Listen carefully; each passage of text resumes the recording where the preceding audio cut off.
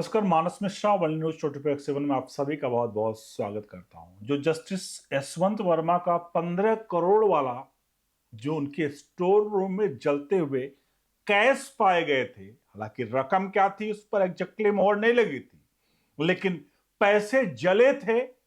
अब उस पूरे मोड़ में, मतलब पूरे जो पैसे जले थे, उस कहानी में कुछ ऐसा मोड़ आया है कि जस्टिस यशवंत वर्मा पर जो संसद इम्पीचमेंट यानी महाभियोग ला रही थी, उसी को सुप्रीम कोर्ट में जस्टिस यशवंत वर्मा ने घसीट लिया है।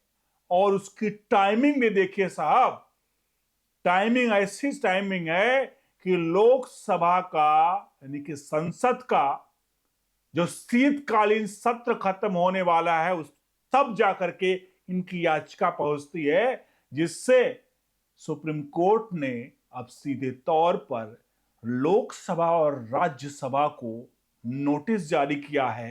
क्या है पूरा का पूरा मामला आपको दिखाएंगे।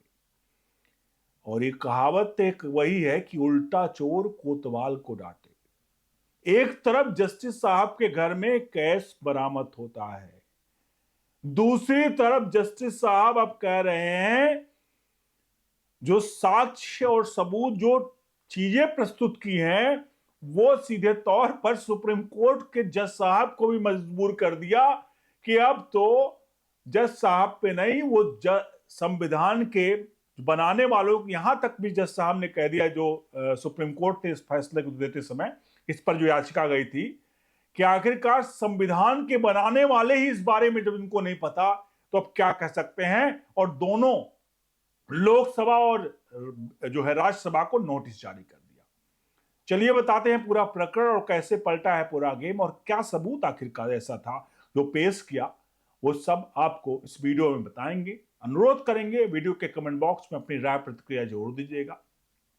और हमारे देश का कानून, हमारे देश का संविधान की जो हम बात करते हैं बार बार कि यार संविधान सबके लिए समान है, सब लोग का संविधान मतलब सबके लिए समानता है, आज आपको पता चल जाएगा कि संविधान कितना समान है और कैसे जो पावरफुल हैं, जिनके पास पैसा है, जिनके पास शोहरत है, जिनके पास पावर है, वो उस संविधान, उस कानून को अपनी जेब में रखकर घूम रहे हैं। इसका उदाहरण आपको इसी वीडियो में दिख जाएगा। बढ़ते हैं वीडियो की तरफ। चैनल को सब्सक्राइब जरूर करेगा। जैसा कि आप सभी जानते हैं, अगर नहीं जानते हो तो होली की रात, जो पिछली होली थी, उस रात को एक जज साहब, जस्टिस यशवंत वर्मा, जो हाई कोर्ट के जज थे, उनके यहां 15 करोड़ रुपए कैश या कोई रकम जलती हुई पाई गई थी उनके स्टोर रूम में, जहां फायर ब्रिगेड की टीम जाती है। और फायर ब्रिगेड की टीम जब वहां पहुंचती है तो उसके हवाइयां उड़ जाती है, क्योंकि वहां पर 500-500 की गड्डियां जलती हुई दिखाई पड़ती हैं। उसके विजुअल्स बनते हैं, आगे की कार्रवाई शुरू होती है और मामला पहुंच जाता है जो है वो पहुंचता है संसद, क्योंकि उस समय चीफ जस्टिस ऑफ इंडिया ने राष्ट्रपति और प्रधानमंत्री को पत्र लिखकर इसको इम्पीचमेंट डाले का यानी इनको महाभियोग लाने का एक रिक्वेस्ट करते हैं। उसके बाद इम्पीचमेंट के लिए इन पर कार्रवाई शुरू हो जाती है। और आपको बता दें, इन पर इम्पीचमेंट की जो कार्रवाई थी अभी हालिया में की गई, जहां पर लोकसभा के स्पीकर ओम बिरला ने 3 सदस्यीय कमेटी बनाई। उस कमेटी ने जांच करना शुरू किया और जस्टिस यशवंत वर्मा को कहा कि आपको हम, क्योंकि जस्टिस यशवंत वर्मा ने उस कमेटी से 8 हफ्ते का समय मांगा था, लेकिन उस कमेटी ने इसे 6 हफ्ते का समय दिया कि आप जो सबूत और साक्ष्य जवाब प्रस्तुत करने हैं वो आप दे दीजिए, और अगर जो भी होगा उसकी सुनवाई, उस पर फाइनल फैसला हम जनवरी के आखिरी हफ्ते में लेना शुरू कर देंगे, या उस पर फैसला ले लिया जाएगा। यह पूरा प्रकरण चल रहा था।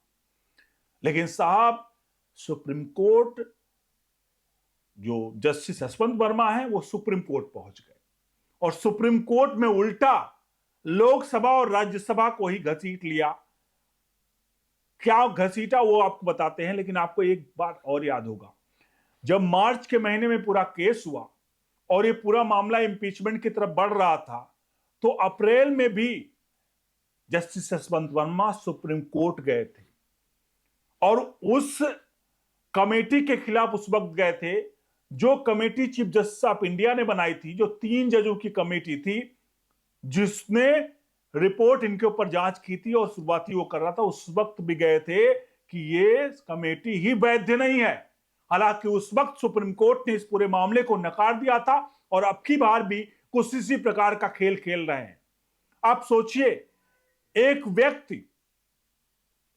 व्यक्ति जो कि इस पूरे प्रकरण में इसके घर पर 15 करोड़ रुपए कैश की बात की जा रही है, वो व्यक्ति आज अपनी 15 करोड़ की सफाई नहीं दे रहा है, वो उल्टा संसद के राज्यसभा और लोकसभा को ही उल्टा लपेटे में ले रहा है। मामला कुछ यह है कि उन्होंने कहा, मतलब जो सुप्रीम कोर्ट में केस लेकर गए यहां पर जस्टिस यशवंत वर्मा, उस केस में उन्होंने कहा कि जो जजेज 1968 का जजेज एक्ट जो है उसका इसमें अनुपालन नहीं हुआ। इसमें उन्होंने कहा कि जो जजेज इंक्वायरी एक्ट 1968 का है उस प्रक्रिया का इसमें पालन नहीं किया गया, इसलिए जो 3 जजों की कमेटी है वो 3 जजों की कमेटी वो वैध नहीं है। इनका यह कहना था कि जब भी जस्टिस यशवंत वर्मा का कहना था कि अगर मेरे ऊपर इंपीचमेंट लाया जाना था तो वो इंपीचमेंट लोकसभा और राज्यसभा दोनों के द्वारा पास किया जाना चाहिए था, जो जजेस 1901 इंक्वायरी एक्ट 1968 कहती है, और उसमें सेम डे पास होना चाहिए, महाभियोग प्रस्ताव आना चाहिए और पास होना चाहिए। और इसके अलावा पास होने के अलावा एक सबसे हम आपको बता दें वो ये था कि यहां पर अभी जो दिया गया इंक्वायरी वाला, ये इसमें सिर्फ लोकसभा से पास कराया गया और लोकसभा के स्पीकर ओम बिरला ने इसको किया।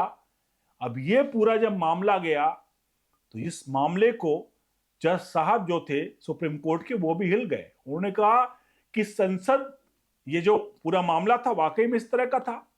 तो इन्होंने साफ कहा जो जस्टिस यशवंत वर्मा कि भाई ये जो कमेटी बनाई, कमेटी ही इनवैलिड है, जो मेरे ऊपर जांच कर रही, जो मुझे 6 हफ्तों का समय दे रही है। इसको लेकर के नोटिस जारी किया गया है और नोटिस में साफ तौर पे इसमें सवाल यह पूछा गया कि आखिरकार जो कानून बनाने वाले हैं उन्हीं को नहीं पता है कि कानून किस तरह से होगा। यह बड़ा सवाल, बड़ी टिप्पणी की गई और सीधे तौर पर लोकसभा और राज्यसभा के सचिवालयों को नोटिस जारी कर दिया गया कि आप इसका जवाब दीजिए।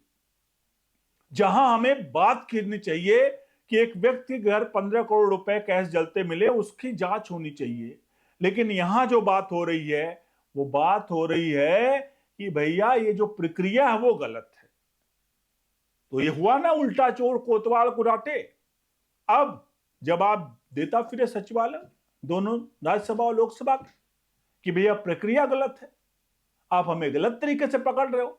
वो नहीं कह रहे कि हमने चोरी नहीं किया है, उन्होंने कहा कि भैया जो हमने किया वो तो किया, उस पर तो बात ही नहीं होगी, लेकिन ये लोग जो कर रहे हैं वो गलत तरीके से कर रहे हैं, वो हमारे लॉ, रूल ऑफ लॉ के मुताबिक नहीं है। रूल ऑफ लॉ का जिक्र आपको याद होगा किसने किया था? पिछले chief justice of India B R Gavai कहते बुलडोजर चलेगा, रूल ऑफ, मतलब बुलडोजर नहीं चलेगा, रूल ऑफ लॉ चलेगा।